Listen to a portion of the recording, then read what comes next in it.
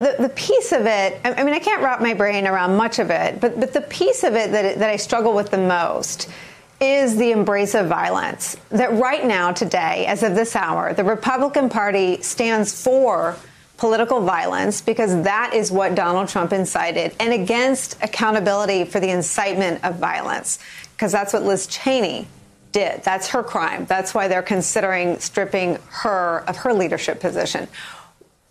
What does a party do? How do you function? And these 45 Republican senators who voted against the constitutionality of impeaching a former president, that was like something they Googled. I mean, that's not some set in stone legal theory. What if that falls apart? Do you really think all of this is locked in?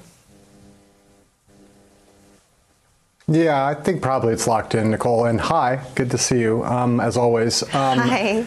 It's like I don't I don't know what to say about it. I mean, it is in some ways, you know, the apotheosis of the whole Trump era, right? Where everybody, you know, this is, Carol's right. I actually don't even think it's so much about love of the base. I take the first part. It is just a party that had reached a point of moral and intellectual and philosophical bankruptcy when Donald Trump came along and was able to seize the opportunity that a party that was already shattered in those ways when he got there. He took control of it, and now everyone in the party lives in fear of what it's become. And so, you know, I think it's fear mostly, and the fear continues to be, you know, they care more about their jobs. I mean their jobs, not the job they're supposed to do for the American people, but holding power. They care more about maintaining their position, maintaining their status. They care more about that than they do about anything else. And that's really the story of 4 years of Donald Trump. Many of these members, you know, objected to things Trump said, objected to what he did, but just at every turn, when confronted with a chance, and they're confronted every day, where we're confronted with choices to make about whether they would care about something more than their own future. And their own future in the sense that if they feared doing something that would annoy not just Trump, but it would annoy the people who love Trump. And so they capitulated over and over and over again, to the point where now they forgot how to do anything but capitulate, Nicole. They just are.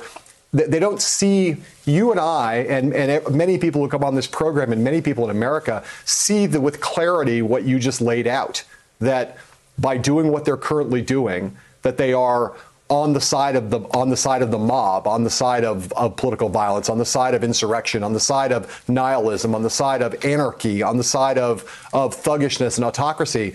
It's clear, but they've gotten so habituated to what will the cost be if I embrace that clarity and just do the right thing. The cost will be I will lose some votes, and they have decided that losing votes matters to them more than anything else. It's the only explanation, really, and it's pathetic. It's pathetic, it's sad, and it's why the Republican Party has been rendered just a pile of ashes now on the ground, or something worse. You know, and I keep asking about shame, Heilemann, because it's clear to me now that if you have none, you can do a lot of things in the short term, right? So if you have no shame, you can lock yourself in an office, barricade yourself, shove furniture at the door, and then 2 hours later go out and vote to overturn the most secure election in American history. If you have no shame, you can avert your eyes while a Parkland truther walks in your midst. If you have no shame, you can have told these lies about Trump for 4 years. Now he's out of the picture. He's basically deplatformed, you know, on the omelet line at Mar-a-Lago. And you can still say you're afraid of him. But I don't buy that anymore. I don't think it's fear. I don't even know if it's because capitulating to whom? Trump's gone. Capitulating to whom? They are deciding the voters to stand with advocates for political violence, and they're deciding to stand with the kinds of people that Canada just named domestic terrorists. Why?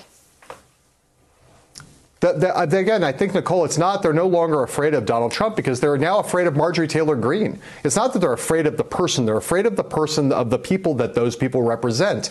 And again, I just say they look at Marjorie Taylor Greene is a mini-me of Donald Trump, right? Where I don't believe that most members of the House Republican caucus are QAnon believers. I don't think that they are Parkland truthers. I don't think they think that Sandy Hook didn't happen. But I think they are so afraid that if they come out and just take the obvious, say the obvious thing, which is that this woman is obviously, should not be on any committees, that they should do what the right thing here. They're afraid that they'll get primaried. That's how base and kind of pathetic all this is. It's like, well, if I did the right thing, I would annoy a bunch of voters, the tens of millions of voters who continue to believe that Joe Biden is an illegitimate president, that the election was stolen. It's all the same thing, and they're just that the personal consequences for them is that they might lose their job, and so they decide that in that instance that they care about nothing else other than that. And I again, to your point about shame, I mean, how much shamelessness is required to honor Officer Sicknick, as they all claim to do, and not draw the obvious inference that you can't honor Officer Sicknick and then turn around and say that Liz Cheney should be driven out of the Republican Party or driven out of leadership for voting to impeach Donald Trump for his role in this riot, in this insurrection. There's no intellectual case for it. It's just merely like, oh my God, some voters in my district would be upset if I don't do the things that I'm supposed to do here to stay good with them. It's craven cowardice and shamelessness, as you said.